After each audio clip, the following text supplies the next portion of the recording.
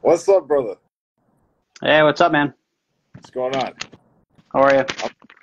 I'm doing so it's episode 12, Road All American. I want to thank everybody for following along this path. Tonight's guest, Alex Wetherell, Connecticut's own. This episode was brought to you by ROKFORM. Make sure you guys check them out. ROKFORM.com. Use code DMiller25. You get 25% off your order.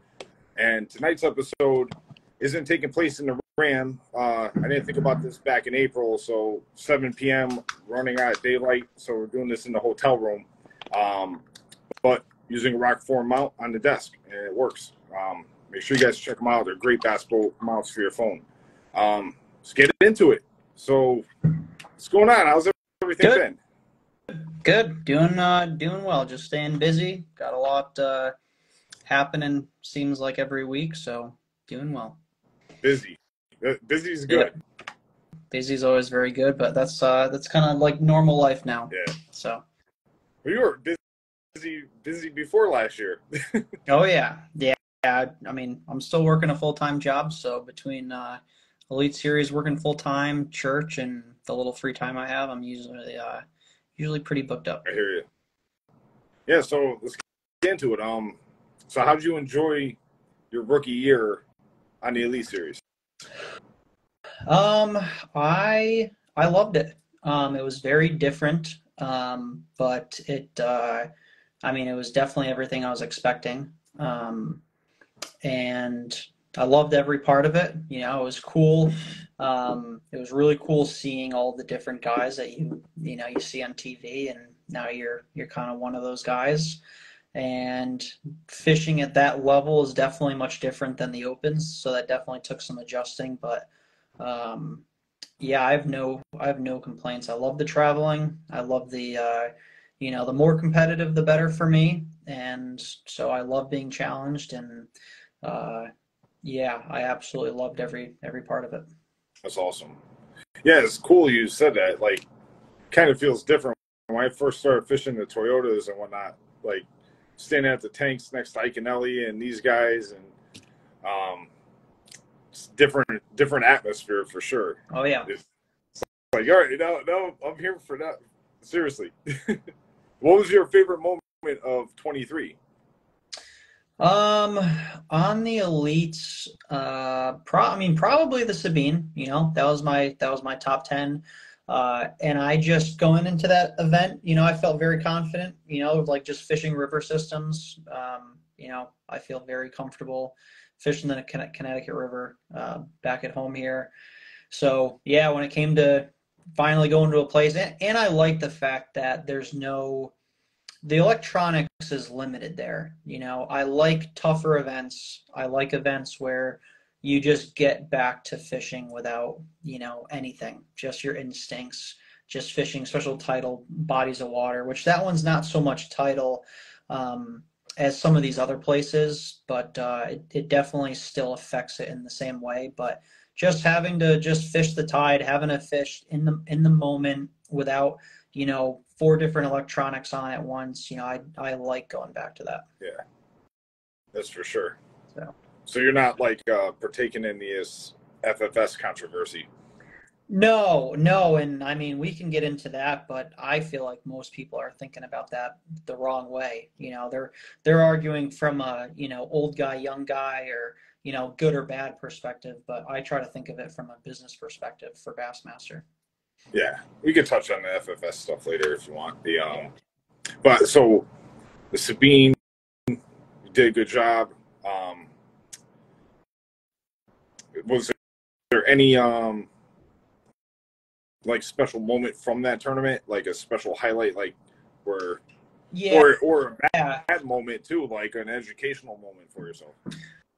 I'd say there's probably two moments. One when I think it was day two or day three. Maybe it was day three when I caught the first fish I caught was a 3.5 pounder, which, catching a fish 3.5 pounder there is like catching a 5 or 6 pounder somewhere else. So catching that fish, and then also I remember day three, it was like probably 1 o'clock in the afternoon. and I was having one of those moments where it's like, do I stay here and continue to just break this area down, or do I move and go elsewhere to try to, fill this limit and try to make it to day 4? And I remember just saying, you know what, like this, I know this area, there's still some areas that I haven't really figured out here. And I just felt confident staying there and just breaking that down.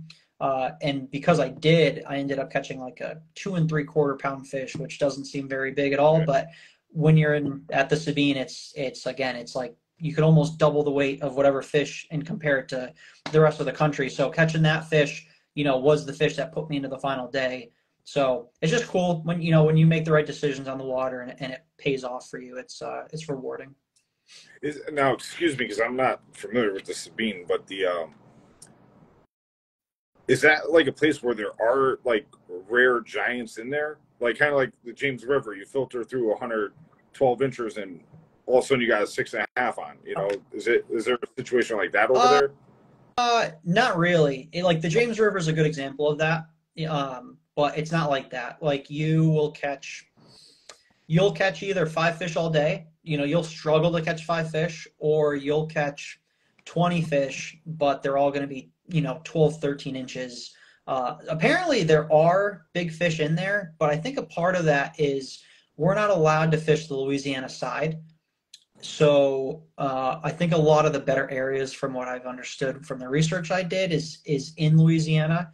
Like the biggest I heard is there was a 9-pounder caught there. So there are big fish, and I think Pipkins caught the kicker there with like a 5.5, maybe it was. I don't know if it was 6 or not. So like you catch a 5 there, and like that's easily bigger than what potentially half the field's coming in with. Just that one fish. Yeah. So it's not, the James River, you can run into a 20-pound bag. You're never going to see that at the Sabine, at least the time of the year we fish with, the area that we're able to.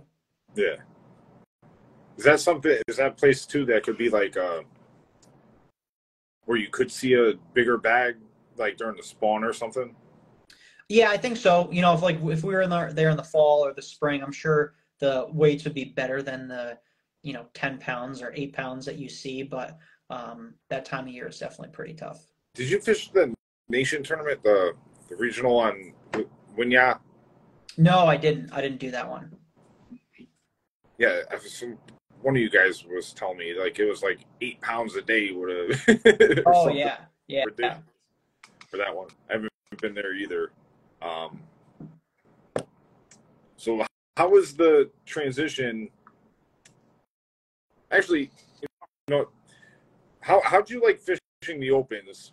Because this wasn't a written down question, but but you were the last one on the last string of guys to get in when you only had to fish the smaller division. Yep. Now you have to fish 9, all 3 divisions, and then you're put in a pool. And then what do they take? Top 9? Yeah, they take the top 9, and then they take one guy from the Bass Nation who wins the whole thing. The Nationals, yep. Yeah. So how do you, because now it's not like now, whereas like if guys make it to the elites now, they've like competed in 9 tournaments, so it's probably a smoother transition yep. going into the elites. So for your end, you went from fishing a division, but you fished them too back before it was 3 tournaments. It was 4 tournaments. Yeah, like I've fished 4. I've done 2 divisions in the past. Usually 9 was too much for me to do and still work a full-time job. So I mean the transition, I wouldn't say fishing 9 was much, like the number of tournaments, the size of them is a little different. The number of them going from 4 to 9 or 6 to 9 wasn't that big of a deal. What was very different was doing back-to-back elite events. So you're there, for the opens, like I would practice for 4 days and then I'd have the tournament, but it's basically a week long, maybe, 8, 9 days. But for the elites, you're doing 2 back-to-back events, 3 days of practice, full tournament. Then you have to go travel to the next place and then practice starts the next day. So that was a lot, but surprisingly, I don't know, like I transitioned pretty well. That really wasn't, I don't know, when you're at that level, to me, it doesn't feel like a job, so for me, it was it was cool, and it was just very easy to do. I enjoy again. I enjoy the challenge of like, I want to be the hardest working one. Like I want whatever my skill level is to speak for itself, but I want to be the hardest working one on top of that. So, I enjoy getting there and trying to be one of the first ones at the ramp and trying to be one of the last ones off, but at the same time balancing, your sleep schedule and all the adjustments that you have to make to your boat and truck and, tackle and all that. So, Things breaking. yeah, things break. So, you're coming in at night, but then you have to find time for dinner and you still want to research a little bit from what you found that day and maybe change some tackle up, but it's, already pitch black out. So there, and then you also want to get up at, 4:30 the next morning. So, but I like the challenge of that. Yeah. So if the Opens, if you say you didn't qualify and you were to be competing this year, would you have still done it for the 9 tournaments, or would you have just cherry picked and did one division or 2 divisions? I probably would have sucked it up and done it because I felt like the level I was fishing at in the Opens, I felt like I was good enough to be on the elites, but financially that would have been a struggle to do at the Opens level. So I'm glad that I didn't have to have that decision because, you're taking a lot more time off, and especially with all the traveling and stuff. So unless you are in a very unique position to fish the Opens and have a job where you can take minimum 10 weeks, and some of these guys, or maybe it's off limits more now. Maybe there isn't really like pre-practicing, but yeah, it's a lot. It's a lot if you're trying, and I don't have a wife, I don't have kids, so, if you have all of that you have to support financially too while you're doing that, I'm just glad I'm not in that boat in the Opens. On the way down here, I'm down here in the Potomac, getting ready for the regional championship for the BFLs, and the way down I was talking to Steph, and I'm like, yeah, I think it's time we start looking into one of those campers because just make it so much easier with family and stuff. So yeah, that's but tough. With the so with the Opens being 9 events, you still try to bang it out.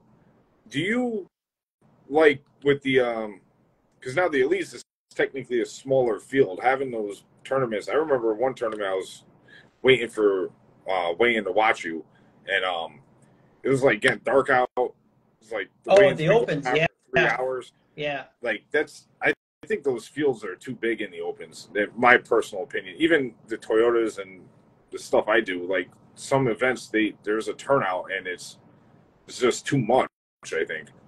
Do you like the position with that? I mean, I don't think 200 or 250 is too many boats per se, but I would agree that, the sport is growing. You see it in the high school now because some of these high school events, they'll have 300-400 boats, and now you're having to try to find solutions around that. So, yeah, I mean, I'd agree if it was possible to do more events with less guys, that would definitely be ideal. But given at the end of the day, like this sport isn't like golf or something, at least not yet. There's not nearly as much money, so it's probably easier to not do as many events and have it be run more efficiently. So unless we can get to the point where there's a lot more money in the sport, you probably won't see that, take place because just the amount of money they want to try to get as many people at, these events as possible. And so that's probably one of the bigger things I've learned is just from a business standpoint, how a lot of this industry works. And, us as anglers want things a certain way, but, from a business standpoint, it's probably better to do it a different way. And sometimes you just have to try to find the compromise between those two. I was just curious, like if you appreciate fishing a smaller event, kind of. Well, I love, yeah, for me personally, I love 100 guys versus 250. Now with that being said, it's very different because in the Opens, I feel like you can find sneaky things. There was a lot of things I could find that other guys wouldn't find in the Opens. At the elites, everybody pretty much finds most everything. So you go into the game plan with like 6 spots that you're going to hit that day. And you're like, I'll hit these 6 spots. And, by the time I get done with that milk run, I'll have 20 pounds. And then you go run and the first spot is 2 guys on it. And the next one, same thing. And you hit all those 6 spots and there's guys on every single one of them. And now you just spent 3 days of practice and you have nowhere to run. Like your game plan and your practice better run deeper than, that. So yes, there's a lot less guys, but they're better and they're more efficient. So it in different ways it balances out. Yeah. It's funny because I always try to like go away from the crowd as much as possible. Every time a co gets in my boat, we're going where? Like, yeah, we're going to Clayton from Messina, or running Crown Point from Plattsburgh, maybe. Always mix it up and just try to like stay off the beaten path. Seem to have better success doing that. So what this year? Not necessarily this year, but maybe the past couple years, what's been like your go-to bait or technique? It might not even be your favorite, but just something that you've been using a lot that you may have grown fond of or whatever, like, or something that people might not even be familiar with. I'd say probably chatterbait. A bladed jig is probably one of my biggest confidence baits, just in terms of the versatility of it, fishing it in Florida or at the James River, or, back here at home in the Northeast, or for smallmouth, or, whatever. So a lot of confidence in that, a lot of confidence in drop shot, again, just any technique that I feel is really versatile, Carolina rig, stuff like that, or, maybe like a small finesse jig, just doing a lot of smallmouth stuff up here. I tend to lean towards that type of stuff. Yeah, with the shows, it's been an ongoing question. Like, I ask each guest basically that question, and so my go-to, not necessarily this year, but the past several years, has been, because I'm a fan of the Carolina rig, but the Mojo rig, just the finesse version. Instead of a swivel, this bobber stop, like a little 3/16 weight, little finesse worm or something. It's been a great technique for me. Yep. Put fish in a boat, like, especially like you could kind of power fish it too, like depending on, like, kind of like how guys power fish a speed worm or something. Oh yeah.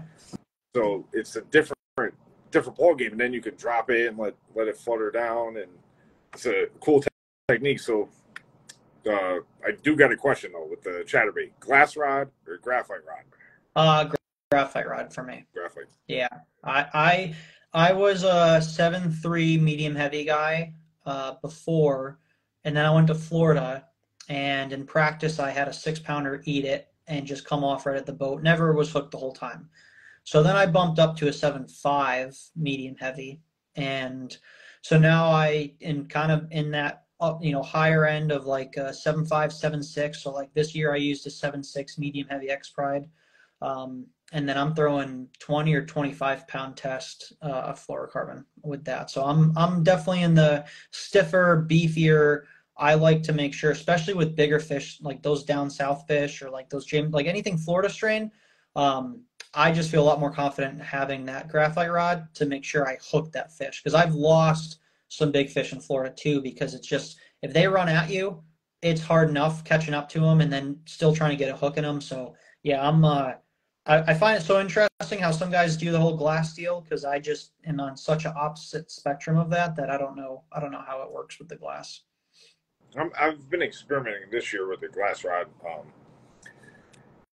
I like it, but I don't like it, and I'm still trying to get a feel for it. And the way the schedule's been, chatterbait really hasn't been my deal. It might be this week. But the graphite rod, I don't know if it's just nature of the beast with the chatterbait in general.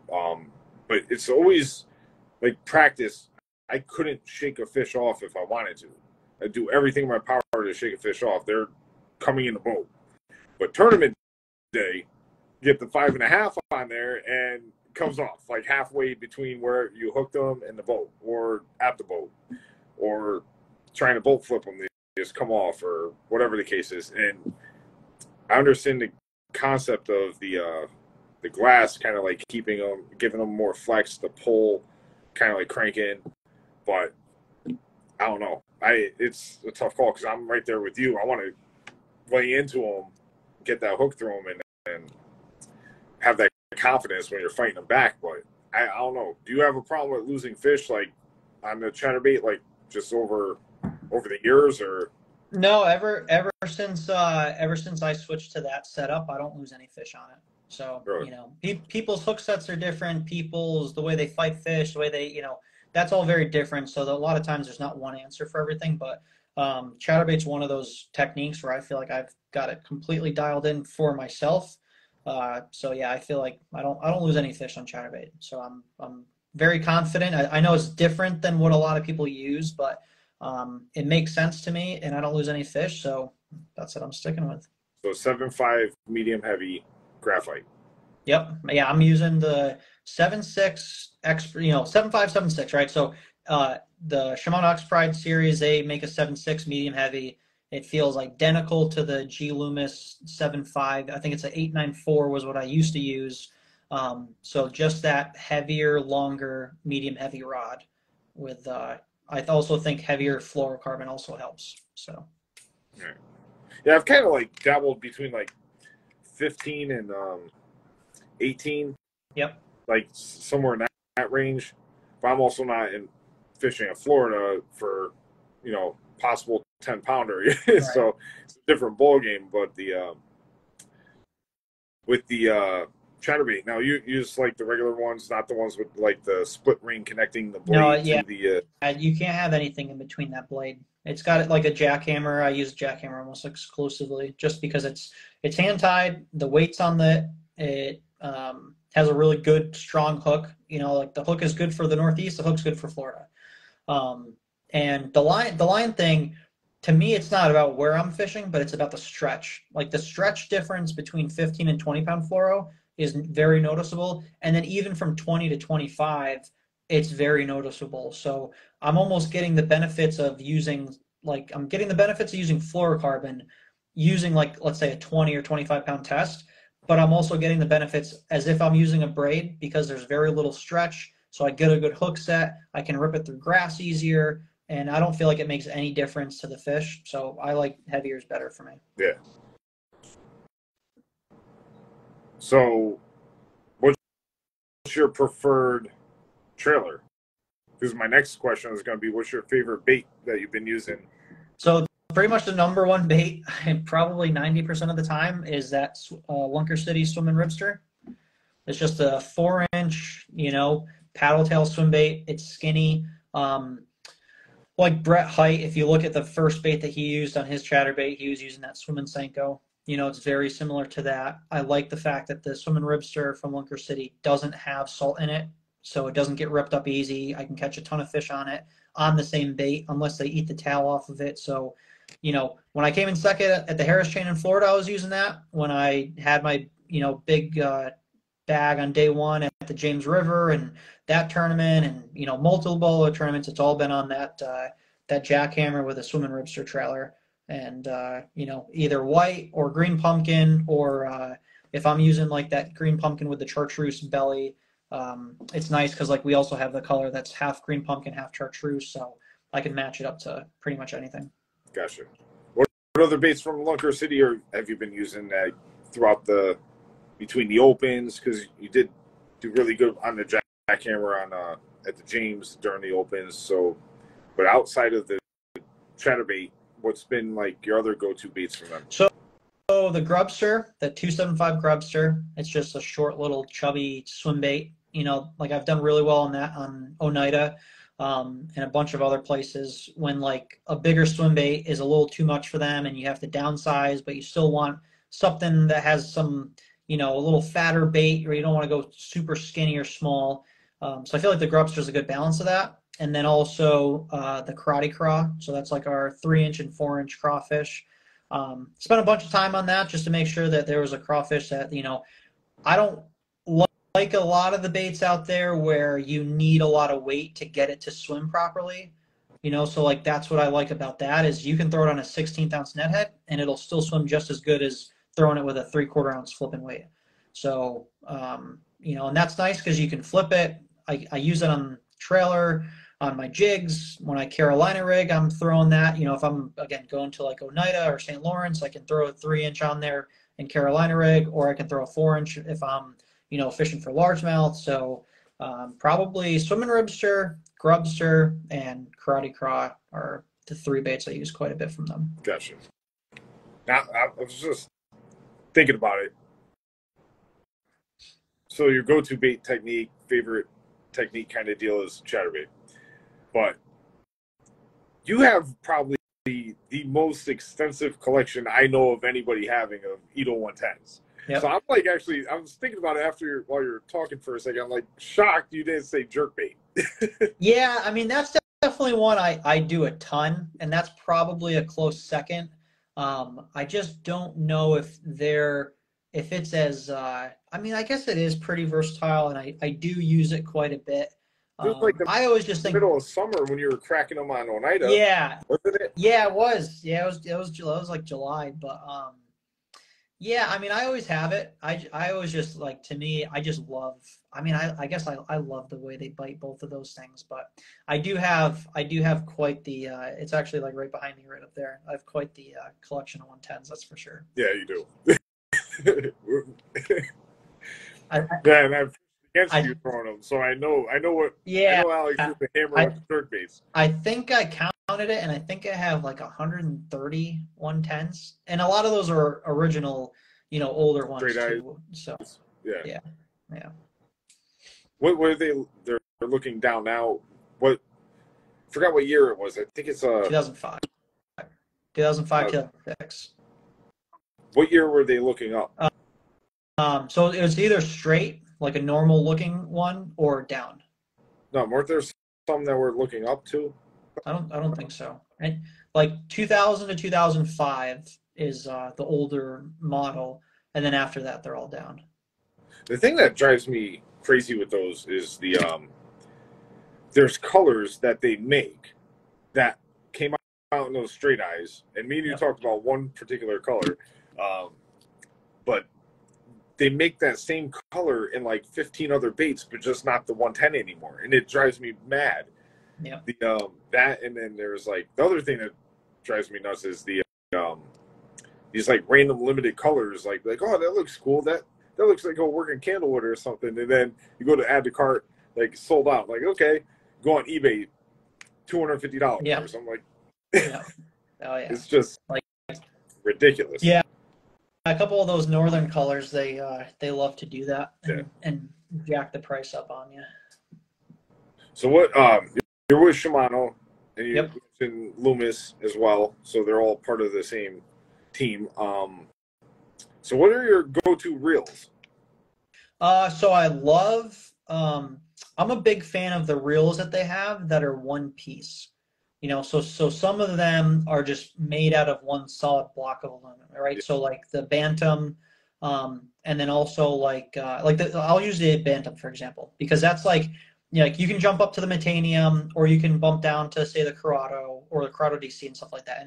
And I have uses for all of those, but the Bantam is like a happy middle ground where you're not gonna pay $500 for a reel, but you're gonna get a really good solid one-piece reel. I feel like that helps a lot with the longevity of the gears, right? So when I'm fishing it for an entire season, usually over time, some reels, you'll start to feel that geary feeling, right?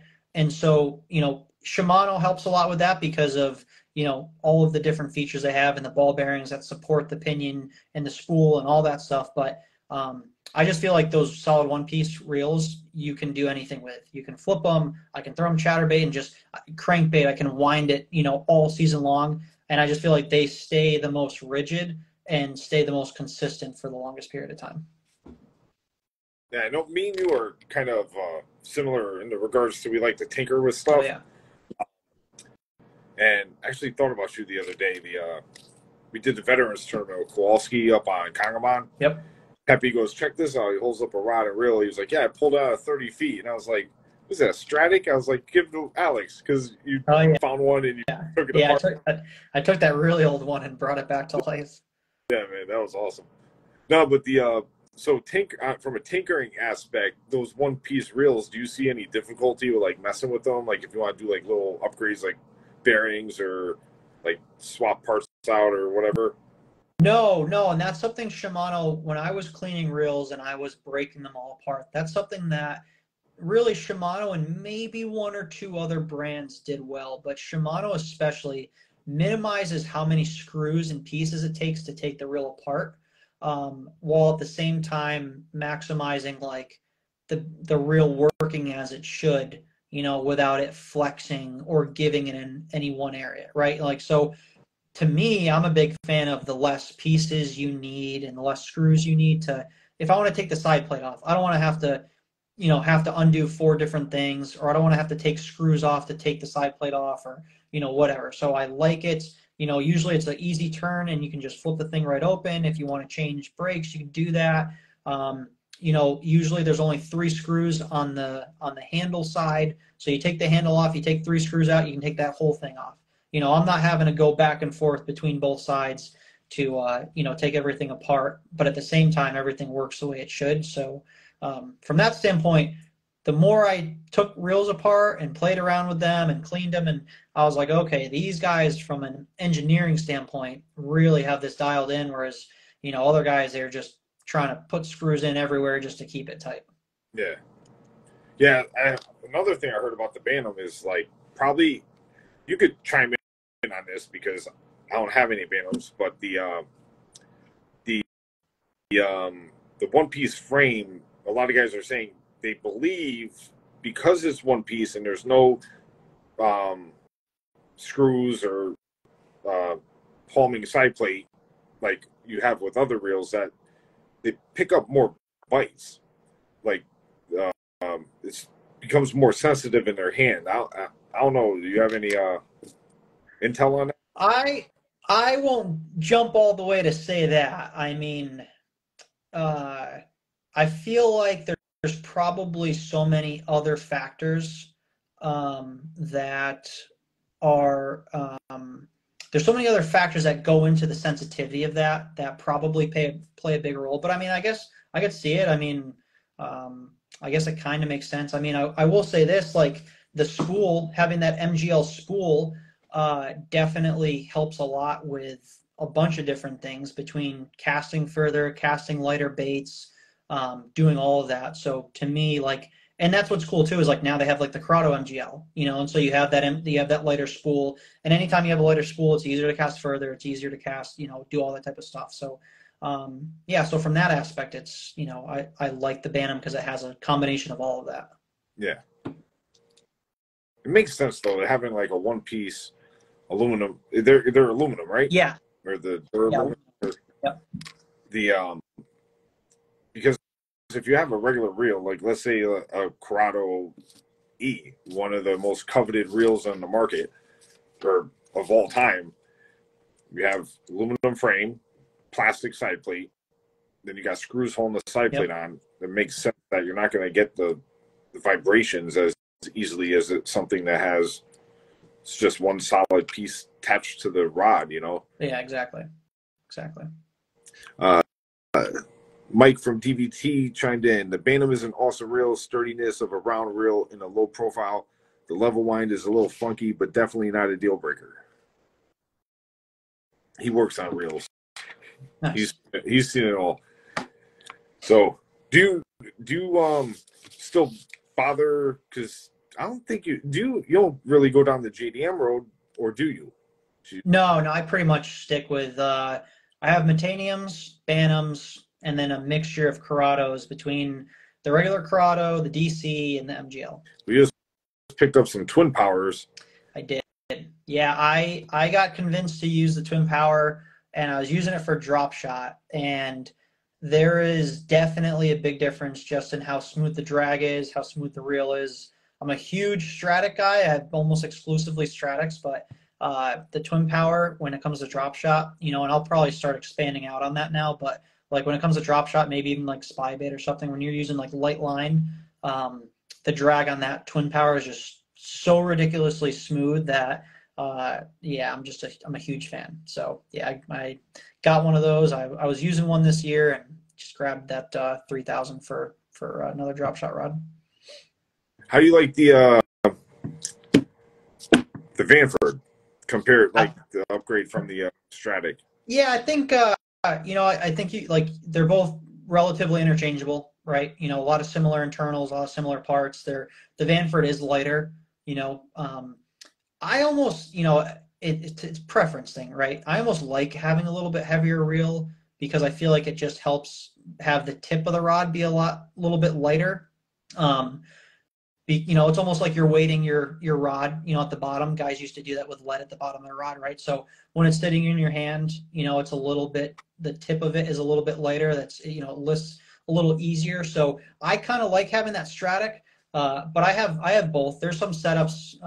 I think it's like spy bait and some of those lighter things. Like I kind of like having a really lightweight setup when I'm using really light line. So yeah, I mean, to me, they're relatively interchangeable. If you want something that's lighter weight, Vanford, otherwise the Stratic. Gotcha. Have you ever messed with the Stellas? I have not. I would love to. I feel like the Twin Power is like a baby Stella. So, I love that thing. I'm happy with that. Maybe one day I'll jump up to the Stella, but no, I haven't really played with them much. Yeah, well, a buddy of mine, I have a lot of Shimano spinning reels for saltwater, believe it or not. Had a 6,000 Sustain FG, bunch of bait runners. I'm trying to think, there's another one. Saragossa, is it? Yep, sir. Yep. Saragossa. Another one. Yeah, those are like that. I like that one for like surf fishing. Yep. Sustain is more of a boat reel, to be honest. Yep. But and then the bait runner, live line and bunker and stuff, it's great around here for stripers. But the Sustain, a buddy of mine, I was going to say, he ran a lot of the Sustains over the years, but I didn't really see a huge difference between the Stratics and the Sustains to make the worthwhile, where it'd be like a worthwhile like upgrade. Yeah. But when you get into those bigger reels, this is from my experience anyways, the other options, like instead of a T-handle, you have like a big EVA knob, gives you more leverage for, fighting. And the drags, I feel, is smoother too. It just feel that, I think certain reels, when you get into the more expensive reels, it's more noticeable with the bigger when you go yeah, especially fighting bigger fish too. It's a lot of stuff can feel the same when you're fighting a 3-pounder or 4-pounder, but you get into like a 45, 50-pound fish, it's a whole different ballgame. Right. Yeah, and that makes sense, right? Like, you're talking about the drag, on a bigger reel, there's more surface area on the drag. So you'll see a more noticeable difference between a good drag and a great drag, especially with that offshore stuff. So, I mean, it makes a lot of sense. Whereas like, a 2,500 or 3,000 size drag is a lot different than an 8,000 or a 14,000, size drag. So, I agree. You'll definitely probably notice it a lot more on the saltwater side than the freshwater. And the saltwater side, they push those reels a lot further. Like you can max out a drag on a saltwater setup. You're not going to really do that on a freshwater setup. Yeah, most of the time, like if you're fighting them, they for us, they tire out pretty quickly. Right. Whereas you're fighting fish for 15, 20 minutes or more, saltwater. Yep. Well, you've gone like tuna fishing and stuff too. So. Yeah, I've done the tuna. I haven't done like any of the big stuff. I'm supposed to go with Max this year in the fall, so hoping to get some much bigger. I've only done yellowfin, so I haven't done too much of that. But I love the saltwater side. I just got those saltwater setups, the Twin Power with the Terramars for striper fishing up at the Cape, and so I love that kind of stuff. That's awesome. Yep. I went for marlin in Florida one time, a charter trip. We got skunked. I was like so looking forward to hooking up with one of those, like a legendary catch, like fish of a lifetime type of deal, and you're out there for a full day and it's nothing. Yep. But you ever see those videos where guys do like those big fish down south, Goliath groupers? Oh yeah, I've seen that. Oh yeah. You have any interest in doing that? I would love to. Yeah, I would love to. I see guys do it from a kayak. That's nuts. Yep. Yeah, I see Andrea just commented saying my personal favorite is the Shimano Stratic. So, yep. Yeah, Stratic's been a staple in bass fishing, in fishing period, for decades. Oh, yeah. The Stratic and the Corrado, like if you don't know the Stratic or Corrado, you live under a rock. Right. Right. Exactly. But so we're doing the Elites next year, 2024. Are you going to fish the Opens? dabble?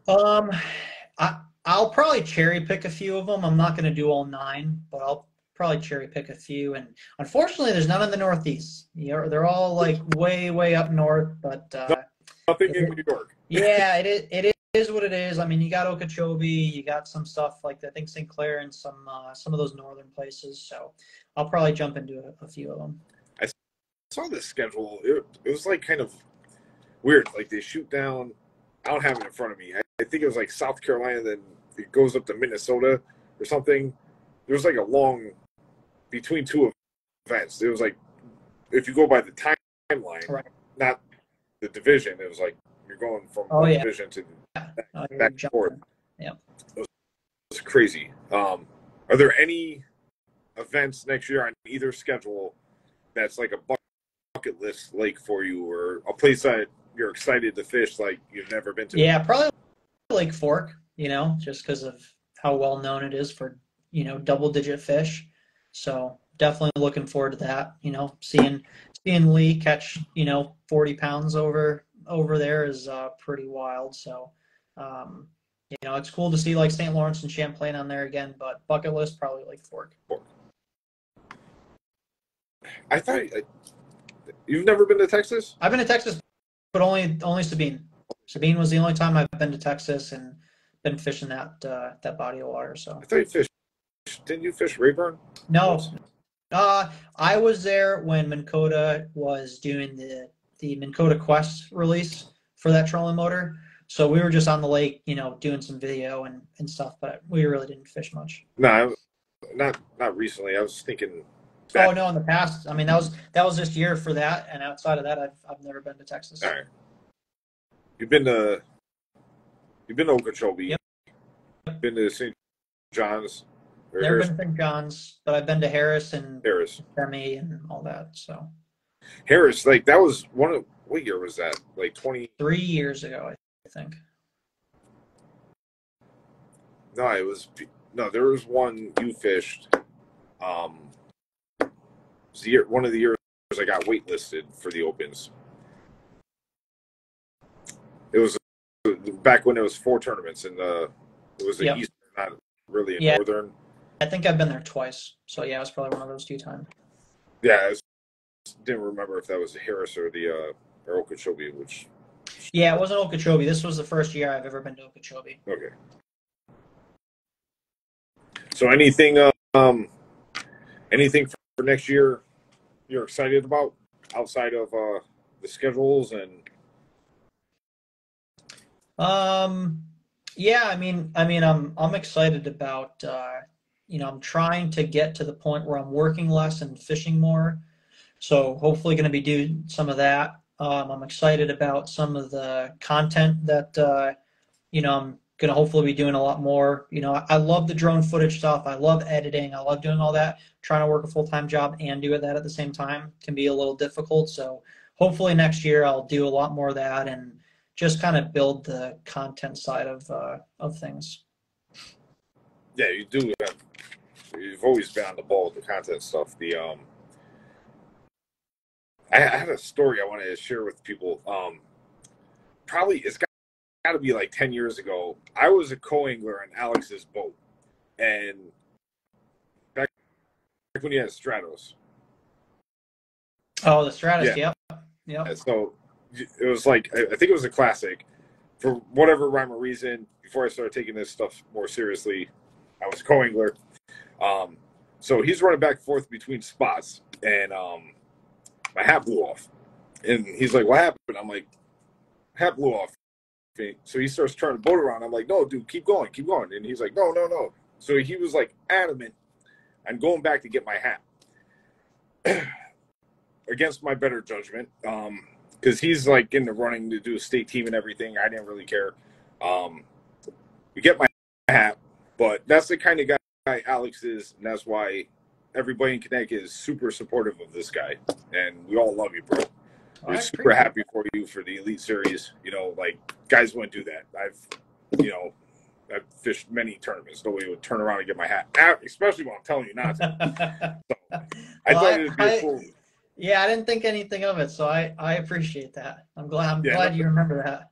Yeah, it was just funny because it was like, this kid, he's a good kid. Like, you're genuine, and you don't get that of a lot of people anymore. So, but no, we all super supportive of you. You already know we've been rooting for you over here. Team Miller's been rooting for Team Wetherell for a long time. So, thanks, man. I appreciate that. You got before we got here, you got shout outs for any sponsors or anything? Anything you want to go over? I mean, I'm of the mind of I like having less sponsors, but having more quality ones, and trying to do it, in my opinion, the right way, right? So just blessed to, Lunker City's been awesome. Having Shimano, it's nice being able to run the best, what I truly believe is the best gear, and also have them be a sponsor, right? So I don't have to pretend, or I don't have to say things because they're paying me to do it or something. I can just use the best stuff, which is all the stuff I've already been using, right? I always used Shimano before, I made the Elite Series. I always used Humminbird. I've only ever used Humminbird, and, to have them as a sponsor now is awesome. So I love the fact that, I get to work with a limited amount of people, and the same thing. There's just awesome people that you meet along the way, like AccuCall. That guy, absolutely love those call tags, and he's supported me and he's sent me stuff, and I just think he makes phenomenal stuff. So anybody from a smaller company like that to a major corporation, like a Shimano or something like that, it's cool to have the support of those guys. And I like that I build a relationship over time with these companies instead of jumping brands and saying, oh, this is the best brand, and the next year saying, no, this is the best brand. Like, I would rather just believe in a product and hopefully be blessed enough that I can, be supported by that same company. And so far, that's exactly what's happened. You technically left off Earl because you ran a Stratos, a Triton, I did. And it came. I did. The boat. I haven't found a company. I'm getting a boat loan. For those companies. So haven't had a real boat sponsor. Earl, you hear this? Legendary Earl Benz. Yeah. So if down the road, I've always.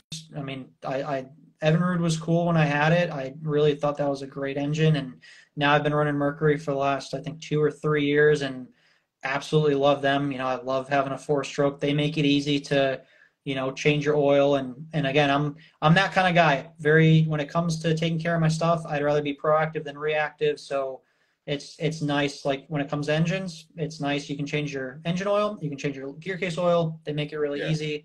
And I got no complaints. Haven't had any issues because I feel like I've been very proactive with changing all that stuff. Yeah. All right, man. Well, hey, I appreciate you coming on. And there's one other thing I want to touch base on. Paintball. Are you going to be paintballing next year? Oh, it stinks because last year we won the whole division, the team that I was playing with in paintball, and it was awesome. This year I think got to play one time. Hopefully, this fall I'll get out there a little bit, but I love paintball, speedball. Like, I love it. It is so high speed, competitive, strategic. So whether you're out there playing woods ball or you get on the, turf field and play some speedball, am I going to do that next year? It all depends. I have no idea. Right. I want to. I certainly want to, but between, fishing and business, we'll see if I have time. All right. Yeah, no, that's another thing that Alex will take your money at. No, but man, it's been great. I'm sure I'll talk to you again soon. But yeah, also want to let the viewers at home know, next week our guest will be Nick LeBrun, MLF Pro, former All-American winner, and ROKFORM, the sponsor of this podcast, has been grateful enough to make a prize or something I could raffle off during it. I haven't decided yet how I'm going to raffle off the gift card or whatever they're providing me. I'm not sure yet, but throwing it out there. So make sure you guys tune in next Saturday, 7 p.m. here on Instagram for episode 13. Alex, thanks again, buddy. Thank you. Hey, before we go, you want to see that 110 collection?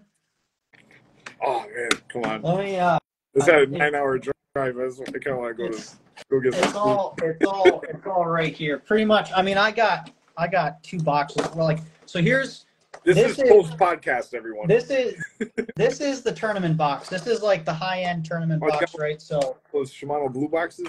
Yeah, this is the Shimano blue box. They're all like, this is the best of each color, right? So like, you know, this is I get 2 of each color all the way up, and if I had to choose the one color, it's that one. That you don't see that TLC color anymore, but it's got super bright chartreuse belly. So that, and then I have just the regular 110 box that I don't really give much thought to, but there's probably, I think, 60 or 70 in there. So just a variety of all the different, you know, it's just cool. Like, you have some of these colors that you don't really find that often. If I can undo the hooks here. So like you don't really see those rainbow trout colors anymore. So like that color is pretty cool. Color I like that they only make in silent, I think, the pumpkin seed color. The pumpkin seed? I've had good success in that, and that was another color, not 110 related, but that square bill that Megabass makes, the knuckle. Yep. They had one that had like an adjustable bill where you could turn a square bill to a wake bait. Those were cool. They had that in pumpkin seed, but the fixed bill, they didn't make it in pumpkin seed. Oh yeah. This is like I'm playing a violin right here, but like an original perch color, those are hard to find. That like like the perch colors, the old perch colors compared to the new perch colors are definitely a big night and day difference. And then, you know, my favorite color, the TLC, like I got a ton of those. I might have 12 of those. That's the color I make a lot of money on. And then of course, like the Wakasagi color, like that purple, that, you know, it's kind of almost like a ghost minnow, but just has a purple hue to it. That's definitely. And then of course, this is like, if we're gonna go, I'll just pull all 4 of them out here, but the Pro Blue, like that Pro Blue, or some of them, I don't know if you can see that one, but it has like a chartreuse tail. So some of them, like the older ones, you'll get them with a chartreuse tail, and it's I don't think it's technically Pro Blue. It's a little slightly different color, but big fan of those. So if all the different ones, I got them all right there. So, and that's about half of what I own. I got a lot on pegs that never get touched, that are brand new in the package. You could buy a house for those. Probably some of them are like $50 to $100. So yeah, it definitely. I never think about how much money I have in it. I don't want to. Nah. Would you, like, if there's a color, like you're down to your last one in a certain color, would you like shell out, like, if you? I'd pay $100 for one. What about the guys that are charging like 500 and 750? 500, I wouldn't do it. I wouldn't do that. But like, I wouldn't blink twice at paying $100 for a color that I have confidence in, because if you're even not the Elite Series, if you're fishing the Bassmaster, if you're fishing a BFL and you win that $5,000, okay, you spent $100 to make $5,000. Anywhere else in the world, that's a good investment. Yeah. Now, you know, at the same time, like, I'm sure a lot of wives out there and stuff would disagree with that, but you know, that's the way we justify it. We need to do a Christmas buyer's guide for the significant others, so they can know what the forums are on BBC and eBay and Bass Source and different Facebook marketplaces instead of just. We should just do it. We should just do a tackle podcast. I would love to throw some stuff out there that guys haven't seen. You want to? Yeah, at some point. I'd be down for that. Yo, I got a couple things too. Yeah, we could prep for that. I'd be down. Fire Tiger Rapalas, or what? Yeah. No, what's not Fire Tiger? What's the? It's like a Fire Tiger. It has the blue, the aqua stripes on it instead of the black ones. Whatever. Oh, I don't remember. Like, you know what? Another bait, like down on the James and the the Bay and stuff. I've had good luck with the Bandit. They don't. It's not the same mold anymore. Oh yeah, yeah, or like original wiggle warts. I'm sure a guy's got a ton of those. And Dude, the Bandit's going to be the new wart. Like if it's that popular, I don't know if it's as popular as warts are. But that's an idea. We should do that when I get back. I'll pull all 140 110s I got out, and we could go through a few of those too. Oh, you got me on 110. Yeah. Because there's like 100 pike in Little Nona that have half of my 110s. Oh, I got. I'll grab this really quick. You'll like this.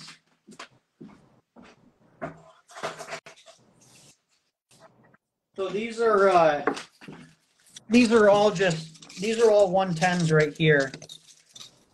Every single one of these 110s don't have a lip on them. The lip broke off. So you're talking like, $50 a pop for a lot of these, and there's not a single lip, so they're just completely useless at this point. So I just keep them to like put on a keychain or do something with, and just cry a little bit when I look at them. You ever tried ordering like blanks from like eBay or something and just cutting the bill off? No, I should. I've never tried that, but I should. Maybe there's a way to resurrect them from the dead. Little like epoxy. Yeah. If anybody could pull it off, it'd be you, because you're good at tinkering with stuff like that. Yeah, I should try it, because some of these are definitely like again, here's another like original perch color old 110, and another really good color, that gold with the orange belly, but yeah, no lip on them, so they just they're a good topwater bait at this point. Yeah, I think it's Green Tiger is the one I'm thinking of, the DT10. Yep. I have a couple of those. They're like $50 a pop. Nice. So, yeah. You got the, what's the other one? Me and you talked about it before. Is it Northern Reaction? Oh, no, it's whatever it is. They sell for like $200 on eBay. It's like Northern something. Northern Lights or something like that. It's like purple. I don't particularly love it. I haven't I got to catch a lot of fish to have a lot of confidence to spend $50 on a bait, so hasn't happened yet for me on that color. The 110 is pretty much the only bait. I don't know how to say this. It's the only bait that I would actually risk like that, like put a tournament on the line on a limited edition bait. Yep. Hear me out. The like if you go cranking, you're deep cranking. They're throwing a 6XD. They're readily accessible. They're in abundance. I'm not worried about breaking one off. There's no other bait really on the market that has that much significant value to it, like beyond the price tag, beyond Edo 110 is it. Like there's warts, but then warts, like I never really got into warts like that, but there's warts out there. Guys will be like, yeah, but you got to have like 15 of them, and only one of those 15 is going to run the way you want it to run. So there's like that. Whereas the 110's a 110 is a 110. They're going to do their thing and catch fish. But actually, with the Shimano stuff, how are those flashy things? I think they're awesome. Yeah, like I'll tell you what, like that Arma joint, swim bait, that thing's legit. Like it from the fact you can turn that thing 180, and I like it, right? When that thing stops, like it stops, and then the flash inside of it, like you can just see that thing just doing this, and the bait's not moving at all. So I think the swim bait is really nice, and then a jerk bait, it's really nice too, because like actually here, I think I have one of these boxes is all like this. The minute I saw they put that in a popper, yeah, they have it. They have it in the World Pop. So like all of these are all the Shimano jerk baits. You can see like I don't even move them, and it's still so cool. It's still flashing. Yeah. So like they have the deeper diving ones, right? Like the equivalent to a 110 or something like that, and then you have like You have just the regular, regular size as well that dive, 5 feet, 6 feet. And they have, I don't think I have any, but they have some smaller ones now too that are like for smallmouth. It's like a nice like 95 size or something like that. And those are pretty sweet. Snack size. Yeah, yeah, snack size, exactly. Halloween around the corner of the fun size. Yep, exactly, exactly. So yeah, I'm a big fan of those. I like them. I like the concept a lot. Yeah, the minute I saw it on a popper, because I throw a lot. I'm a huge topwater fan. I throw a lot of topwater, and the minute I saw it on the popper, that technology, I was like, I'm Oh sold. yeah. Throw money at screen. Let's see. Get my popper box because I'm pretty sure I got a bunch of them. So like this is just all poppers, but like I got old P70s and stuff in here, but let's see. Oh yeah, right here. So I got a couple world pops. Like this one's pretty neat. It's like That's cool. yeah, it's got like kind of a ghost minnow color, and I mean you're not moving the bait, but the bait's still moving, What which are those? is Wait, like 3/4, 5/8? I'd say probably feels like a half. Feels like a half ounce. Like nothing too crazy, not too light, not too heavy. So it like that color and the clown color, because obviously smallmouth, chartreuse, yellow, nice thing. So Yeah, man. I get back. We'll touch base. We'll get something going. that sounds good to me. It'll be awesome. People at home will love it. Yeah, good deal. All right. Well, Hop off of here. Give me but yeah, I'll touch base with you when I get back, and then thanks to everybody that took the time out to hop in, view, comment. Make sure you guys follow Alex next year on the Elite Series. Looking forward to it. yeah, sounds good. And yeah, I would love to jump back on and go over some tackle. I think that'd be a lot of fun. So thanks for having me. All right, brother. Have a good night. Yeah, you too, man. Later. Bye.